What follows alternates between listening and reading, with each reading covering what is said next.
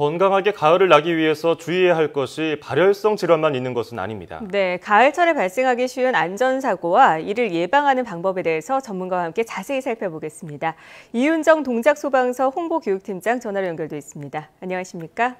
네, 안녕하십니까? 네, 이제 초가을로 접어들면서 산을 찾는 분들 꽤 많아졌는데요. 등산할 때 발생하는 안전사고 유형은 어떤 것들이 있을까요? 네, 가을에는 단풍 등산객들이 많아져서 산악사고가 집중됩니다.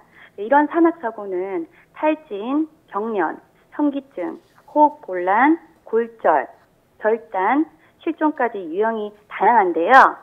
거의 40%가 실족, 15%가 조난이거든요. 특히 상해 구조자 중 대다수가 발목 골절입니다. 예. 실족으로 골절이 되면은 산악 구조 특성상 그 일반 출동보다 훨씬 시간이 많이 소모돼서 구조 황금 시간을 놓칠 수가 있고요. 추락해서 방치가 되면 생명이 위험할 수도 있습니다. 그래서 우리 대원들이 출동해 보면 사고자 중에서는 평소에 고혈압이나 당뇨 같은 지병이 있던 분들이 있고요. 그 음주자도 상당수라고 하거든요. 특히 산악 같은 고지대에서 만취를 하게 되면 맥박이나 혈압이 상승하고 그 돌발 상황에 대응이 잘 안 돼서 사고를 유발하게 되니까 등산 중에는 건강 체크에 각별히 주의하셔야겠습니다. 예. 아무래도 산에서 이 사고가 발생하면 접근성이 쉽지 않기 때문에 구급대원이 올 때까지 응급처치를 하는 게 중요하지 않겠습니까? 그렇다면 네. 등산하기 전에 꼭 준비해야 할 응급처치 용품은 뭐가 있을까요? 네. 그 압박붕대나 반창고, 그 지혈용품, 소독약, 소화제, 항히스타민제 같은 기본적인 이제 구급 키트를 준비하시면 좋습니다. 예. 그 산악사고 절반 이상이 그 실족이나 조난이니까 언제든지 119에 신고할 수 있도록 신고 어플도 설치해 놓고요. 그리고 배터리도 넉넉하게 충전해 가야 됩니다. 급격한 체력 소진을 대비해서 간단하게 간식 챙기는 것도 좋습니다.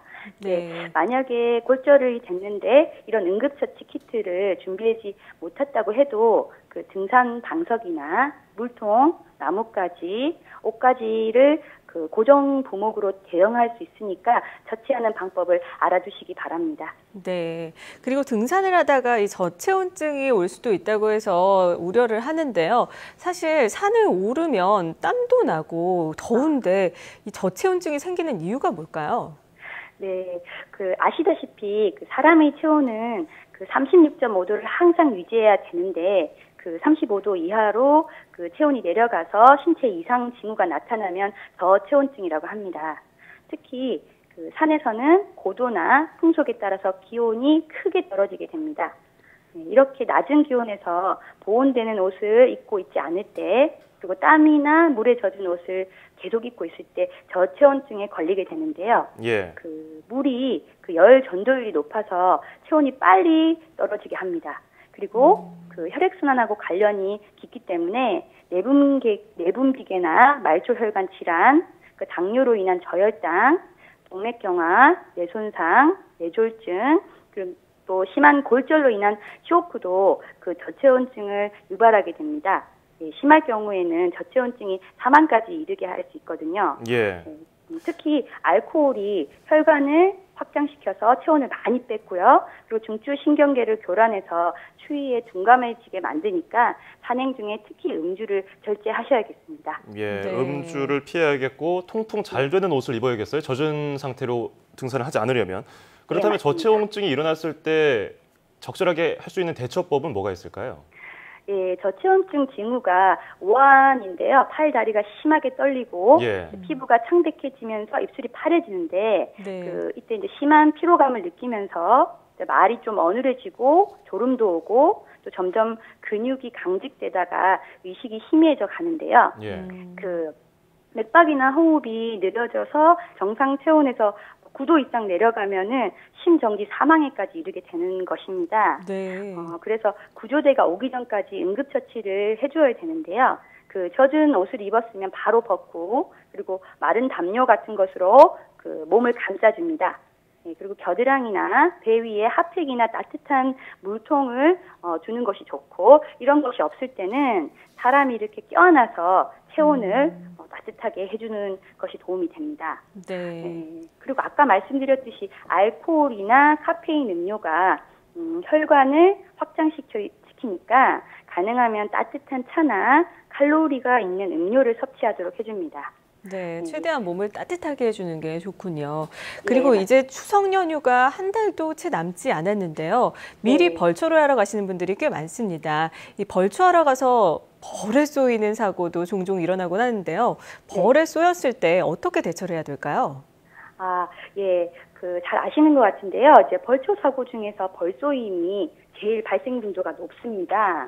네, 근데 이제 벌에 물려서 벌침이 보인다고 이렇게 손으로 이렇게 잡아 빼다가는 그 침이 눌려서 독이 더 침투되기도 하니까요. 가능하다면 플라스틱 카드 같은 것으로 방향을 잘 맞춰서 조심스럽게 밀어서 빼내 봅니다. 그리고 벌에 물린 자리는 식염수나 이제 비눗물로 깨끗하게 씻어주고 소독해줘야 되는데, 예. 통증이 생기면 스테로이드 연고를 바르고 물린 부위를 좀 높게 해서 얼음물로 냉찜질을 해서 부기를 가라앉히는 응급처치를 해봅니다. 근데 만약에 통증과 부기가 계속 심해지고 구토나 어지러움, 심한 기침, 그리고 심한 두드러기가 생기게 되면 즉시 구급대 처치를 받아서 병원으로 이송해줘야 됩니다. 예. 네, 급성 쇼크가 발생해서 기도가 부풀어 오르고 심하게 호흡 곤란이 올 수가 있어서입니다. 네, 덤불지대에서 벌초 같은 야외 활동 장시간 하실 때는 말벌 전용 퇴치제나 해독작용을 하는 항히스타민제를 지참하시기 바랍니다. 예. 뭐 일단은 물리지 않는 게 가장 좋은 거 아니겠습니까? 예방하는 네, 법 맞습니다. 간단하게 알려주셨는데 몇 가지 네. 더 좀 알 수 있을까요? 아, 예. 벌이 쏘이지 않는 것이 제일 좋죠. 예. 보통 일반적인 벌은 사람이 먼저 공격하지 않으면 덤비지 않는데 실수로 벌집을 건질 수가 있거든요. 그래서 땅속이나 덤불 근처에 벌집이 있는 말벌은 진동을 감지해서 예초기 같은 걸 가동했을 때 공격해 올 수가 있습니다. 그래서 예초기를 가동하기 전에는 미리 주변을 심히 살펴서 벌집 유무를 알아봐야 되고요. 벌한테 안 쏘이려면 산행할 때 냄새가 있는 화장품, 자극 있는 향수나 스프레이 사용을 좀 자제하고 주변에 과일 같은 단 음식을 내놓지 말아야 됩니다. 네. 그리고 화려한 옷도 벌이 이제 꽃으로 착각할 수 있으니까 피하고요. 벌이 있을 만한 꽃밭이나 가수원, 쓰레기장 근처에는 주의를 기울여서 오래 머무르지 않는 것이 좋습니다. 네. 그리고 말벌 습성상 말벌이 공격하기 시작할 때 벌집 앞에 엎드리는 경우가 있는데요. 그렇게 되면 더 심하게 수십 마리의 벌떼 공격을 받을 수가 있으니까 예. 가능하면 말벌을 자극하지 않으면서 조심스러우면서 신속하게 그 자리를 피해서 달아나야 됩니다. 네, 잘 알겠습니다. 지금까지 이윤정 동작소방서 홍보교육팀장과 함께 가을철 안전사고 예방과 대처법에 대해서 알아봤습니다. 오늘 말씀 고맙습니다. 네, 감사합니다. 네, 사실 벌초를 할 때 위험하다는 것을 막연하게 알면서도 막상 그 상황이 되면 망각할 때가 있습니다. 그렇죠. 다 아시는 거예요. 어떻게 하면 조심할 수 있고 어떻게 하면 안 다칠 수 있고 올해는 특히 안전장비나 복장 잘 신경 쓰시고요. 사고 예방법 한 번만 떠올려 보시고 안전하게 다녀오시기 바랍니다.